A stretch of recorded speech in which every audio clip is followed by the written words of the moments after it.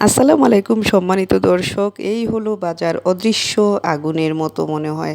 তো আমরা এখন একটু কম দামে জিনিস খাচ্ছি, এটা সত্যি।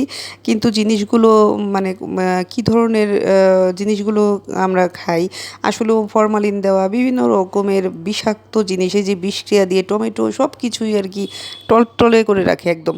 মানে কিছুই হয় না, নষ্ট হয় না, কেমন যেন শক্ত থাকে। আর বাজারগুলো আসলে মনিটরিং করা হয় না। যদি ভোক্তা অধিকাররা একটু বাজারে যেত তাহলে দেখতো যে বিশেষ করে মানিকগঞ্জ বাসস্ট্যান্ড বাজার মানে এত মানে বাজে জিনিসগুলো রেখে বিক্রি করছে।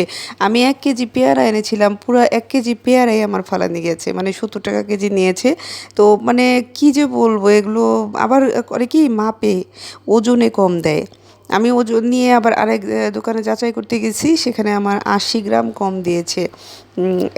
920 গ্রাম দিয়েছিল। পরে লোকটা, আমি বললাম, তারপরে মানে তেমন একটা লজ্জাও নাই তাদের, লজ্জা টজ্জা পায় না আর কি, অন্যের ক্ষতি করে, অন্যের যে টাকা মেরে বা এই যে যারা আসলে অন্যের সব কিছু মেরে খায়, এদের লজ্জা শরম কিন্তু থাকে না, কিন্তু খুব বিনয়ী ভাব দেখায় আর কি।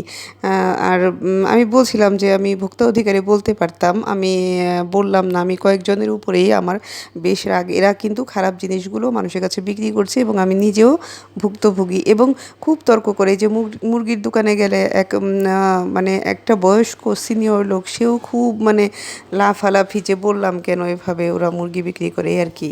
তো এদেরকে কিছু বলার নাই, দেখারও যেন কেউ নাই। কেউ ছাত্ররা যখন আসলে মনিটরিং করছিল তখন ওরা খুব ভয়ে ভয়ে থাকতো এবং মানে ফরমালিন মেশানো, অনেক সময় গিয়ে দেখি যে মানিকগঞ্জ বাসস্ট্যান্ড বাজারে যে একদম